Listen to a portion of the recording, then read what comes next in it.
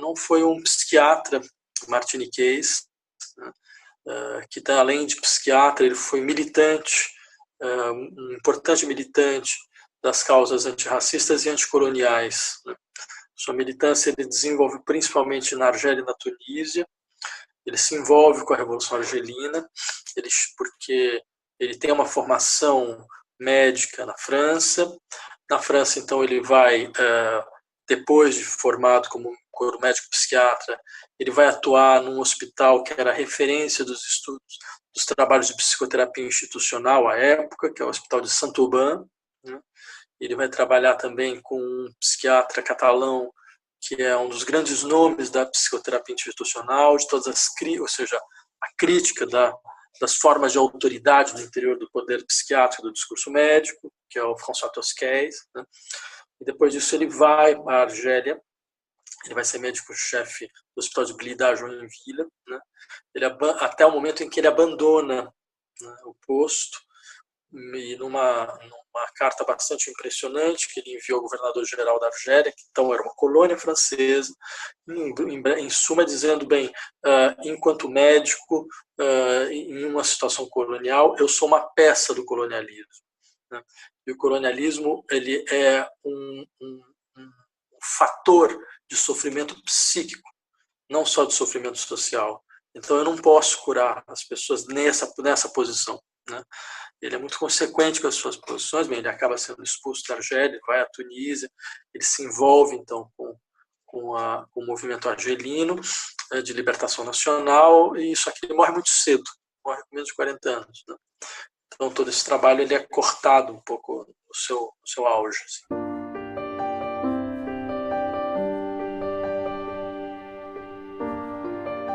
O Fanon ele tem uma abordagem de psiquiatra, né? Ele tem uma abordagem de análise do sofrimento psíquico, né? Uma articulação extremamente original e profunda entre alienação mental e alienação social, né? Isso aparece no Brasil de outra forma, de uma maneira com outros autores. Isso aparece pelas mãos do Foucault, isso aparece pelas mãos do Deleuze e Guattari, isso aparece pelas mãos do Reich, pela antipsiquiatria, só que o que deixa no ser singular, porque o Fanon faz parte um pouco desse horizonte, né? Só que ele traz um tipo de reflexão que é a raça como prisão psíquica, um processo de aprisionamento psíquico, né? Aprisionamento psíquico por todos os lados, né? As raças que são oprimidas, as raças que oprimem, né? Então ele tem esse tipo de articulação que eu acho que em larga medida ela estava ausente mesmo do horizonte de reflexão do Brasil, né? Então isso por um lado, né? Por outro lado, os trabalhos deles de críticas do pensamento colonial, eles foram lidos, se inserem muito dentro da tradição marxista. E é sempre bom lembrar, Fanon é um marxista no sentido mais forte do termo, né? É alguém para quem o processo de sofrimento social e psíquico está ligado com todos os dispositivos que são, à sua maneira, consolidados dentro das sociedades capitalistas, né? E é uma crítica muito, muito forte nesse sentido. Não é só o problema da libertação nacional, né, que aparece nas reflexões, por exemplo, da Guerra da Argélia, não. É a crítica do sistema capitalista no sentido muito, muito estrito, muito forte do termo, né? Então, acho que tudo isso deixou ele um pouco de lado e ele volta. Talvez isso tenha uma outra explicação. Ele volta também porque, na verdade, por mais que ele esteja ligado ao horizonte do pensamento francês, quem lê o Fanon mesmo é o pensamento anglo-saxão. Quem começa por trabalhá-lo de verdade é o pensamento anglo-saxão. O pensamento francês teve uma primeira recepção, acho que muito graças ao Sartre, que vai prefaciar livros do Fanon, que reconhece no Fanon uma genialidade de pensamento e de ação absolutamente indescritível, né? Só que depois desse primeiro momento, isso some na França. Bem, por questões, a gente poderia lembrar a dificuldade francesa estrutural de pensar problemas ligados à colonialidade, né? Isso, seus filósofos, são raros aqueles que realmente levam essa questão da maneira como ela deve ser levada.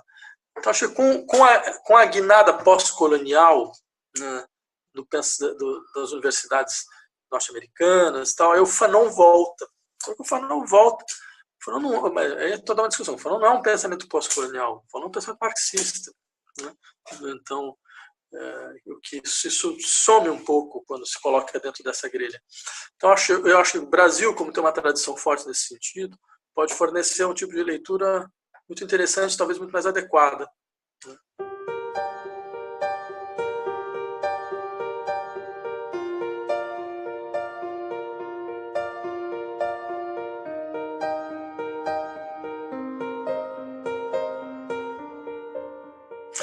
Ele compreende que as relações coloniais elas são estruturas fundamentais de sofrimento psíquico, de constituição, porque a sujeição colonial ela não é só uma sujeição social. A sujeição colonial ela é fundamentalmente uma sujeição psíquica, é uma destruição psíquica do colonizado. Né?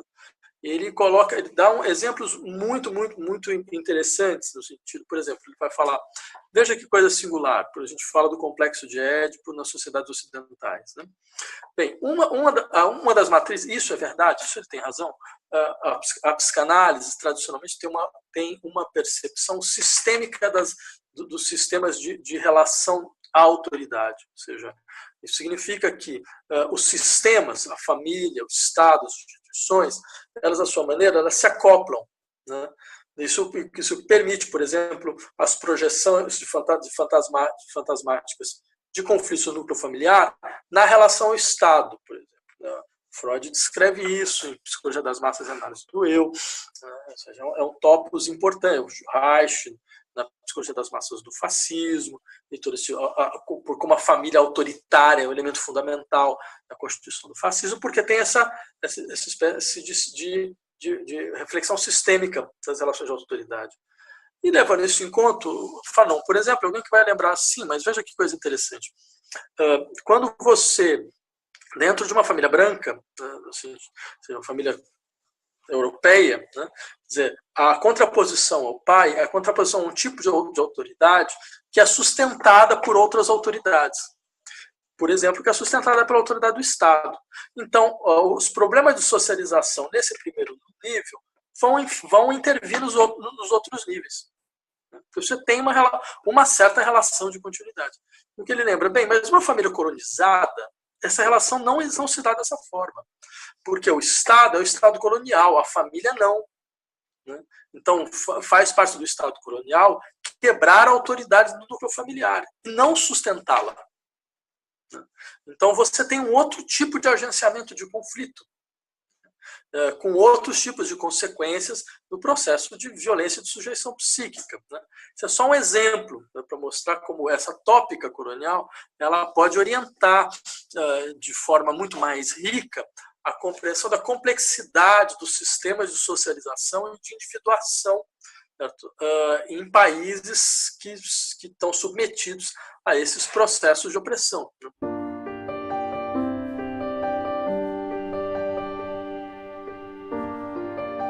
Ele tem um lado de pesquisa empírica muito consistente, muito interessante. Né? Por um lado, há trabalhos sobre o uso de terapia do sono, o uso de eletrochoque, que na época ainda era pensado como relevante. Também são peças importantes. E há também essa sensibilidade, que é muito dele, né? Que é, afinal de contas, o que significa, sabe, você lidar com uma complexidade cultural vinda, entre outras coisas, de uma situação de opressão colonial. Então, sabe o que é? Você está dentro do hospital psiquiátrico, você está num país onde a língua é árabe, todo mundo vai falar francês. Né? E quer dizer que, em última instância, quer dizer, mesmo na relação ao médico, você lembra que você está em sua relação de sujeição. Né?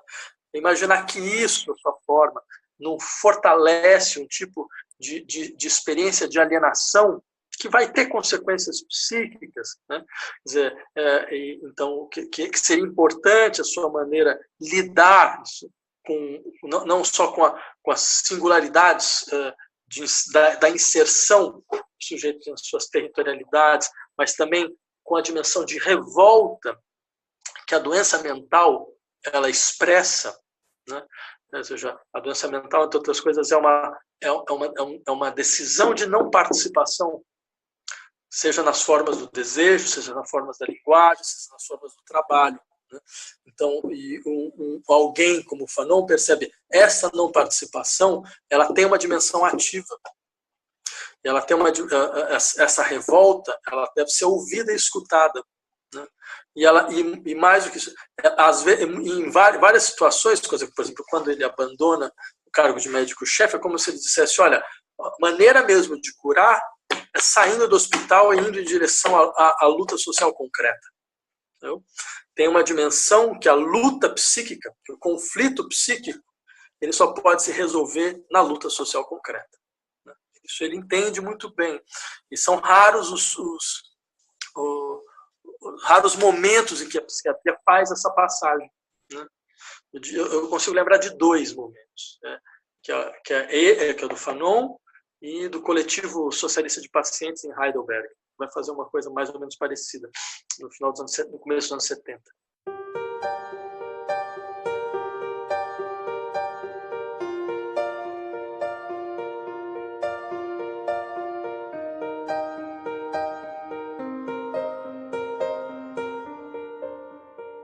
Eu morei na França durante um tempo, fazendo meu doutorado, e eu lembro, a discussão sobre Fanon não existia.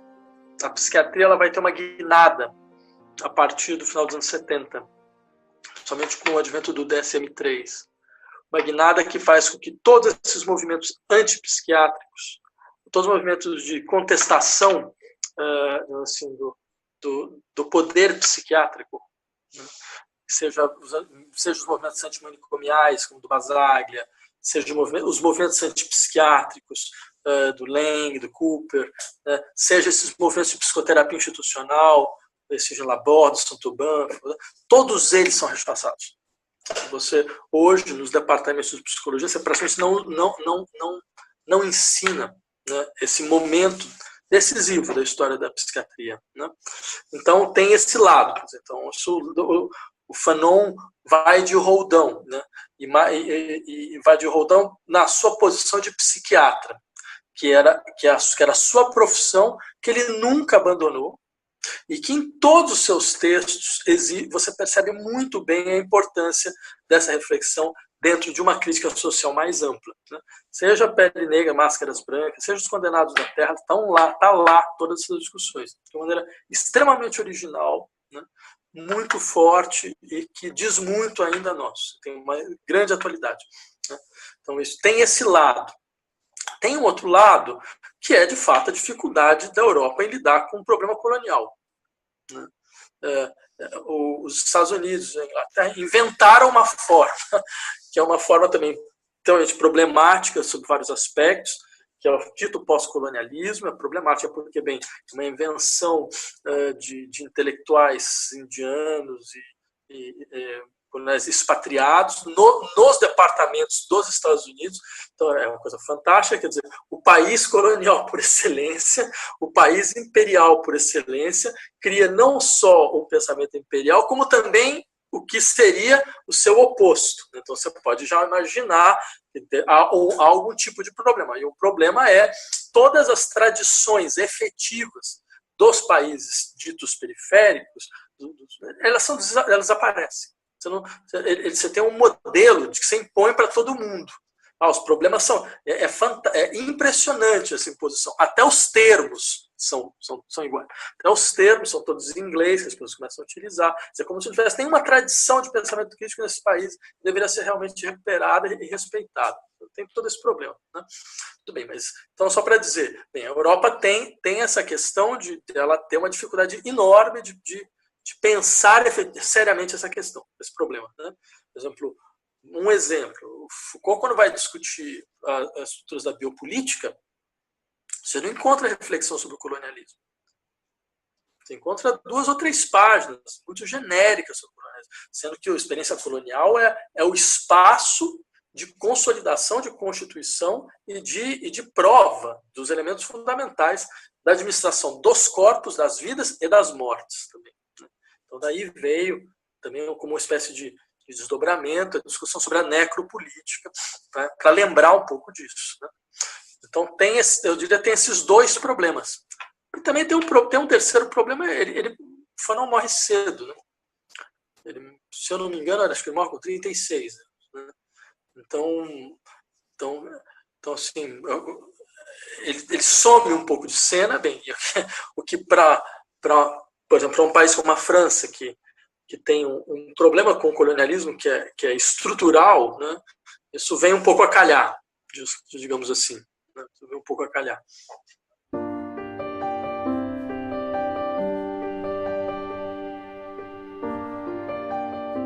Fanon é um negro numa luta sobre o problema da colonialidade na Argélia, que não é um país negro, né? É um país árabe, né? Ou seja, uma área pele branca, né? Então, em larga medida. Né? Então, ou seja, porque ele entende, digamos, a natureza global desse processo, né? E que é uma luta global que deve ser feita. Né? E daí vem o seu horizonte marxista, assim como o seu horizonte marxista vem da luta por uma humanidade por vir, da luta por uma universalidade por vir. Uma universalidade que não existe, entre outras coisas, por todos esses tipos de dinâmicas de consolidação dos processos de segregação social, certo? Mas que ela poderá vir, mas ela virá não de políticas compensatórias, ela virá não de políticas de inserção, de visibilidade, de integração, ela vai vir pela decomposição radical dessa ordem socioeconômica. Né?